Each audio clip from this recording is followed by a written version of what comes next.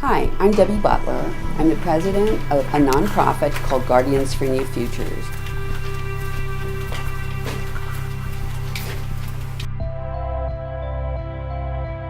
My background is not in human services. It's not in nonprofits. It was actually an international business, or at least it ended up being international business.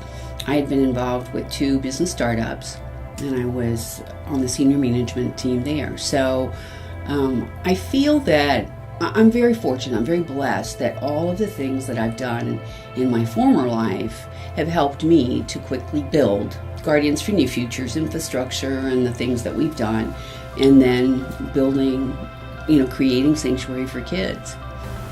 Well, the idea of building the house really came from learning that kids were having to go back to an office after they were removed. We learned about it, or I learned about it in a meeting, and I thought, that's terrible for a child to experience that and then have to go back to an office. So then, in asking more questions about it, I learned that this has been a problem for like 10 or 15 years. That's how it started, and then there were just a few of us women that were extremely passionate about that. We were the ones that decided that we had to do something, and we had to do it right away. Before we even started Sanctuary4Kids, since 2008, we have generated over $500,000 in revenue for the benefit of children, and over $500,000 in in-kind benefits to children. So with Sanctuary4Kids, in this past year, I haven't even looked at the figures, but we're probably pretty close to $2 million.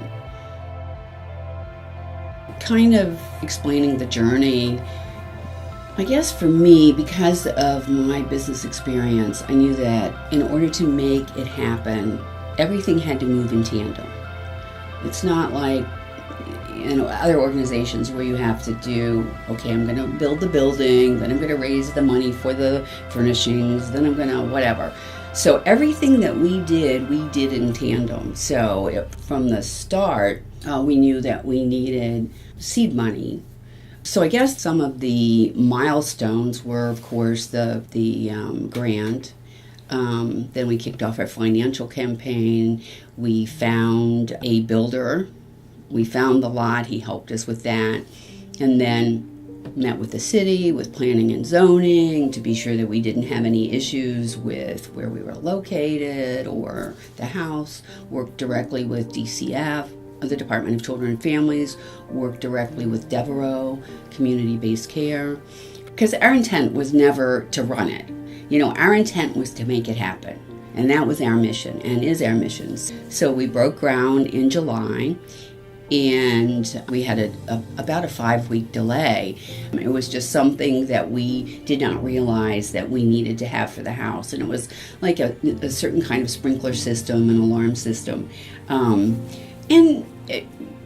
in this whole journey, everything, I believe, has happened for a reason. That gave us enough time, to ensure that we had all the other pieces, in place. We had started talking with Paul Sexton at Hibiscus and Caroline Beal, and of course they're going to take over the operation of the house, which is a perfect partnership. They have the same kind of vision for our kids. And another thing is, Hibiscus has their children's center in Jensen, so, in Martin County.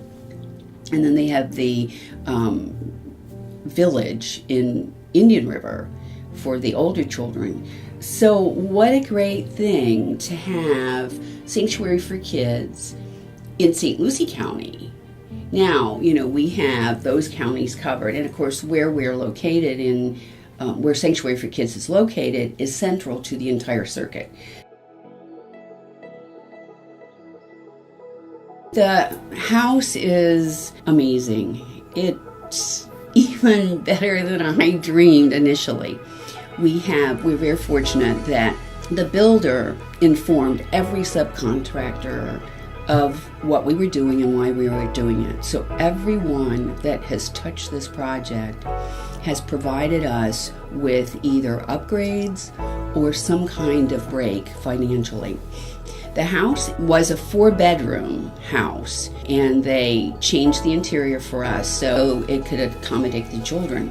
It has 3 bedrooms, a living room, a family room, an open concept family room and kitchen together, an office, and then what I call a quiet room. It's a place that kids can relax or staff can talk to kids.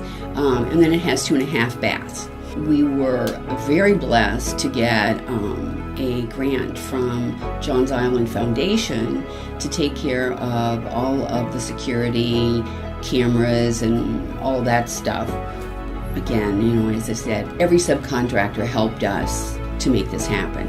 Everything from even purchasing the lot to having it cleared, and the electrician and the plumber, and Pastor Mary Ann of Living Faith Church had a shower for us, and it was extremely successful.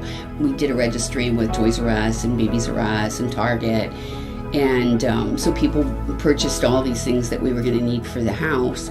Plus, I think we raised $1,400 just in cash and gift cards to purchase what we needed for the house. Walmart distribution gave us like 500 pounds of things for the house, everything from pillows to laundry detergent. BB&T Bank put together backpacks with personal hygiene items in it. Devereaux bought all the beds and a crib for the house.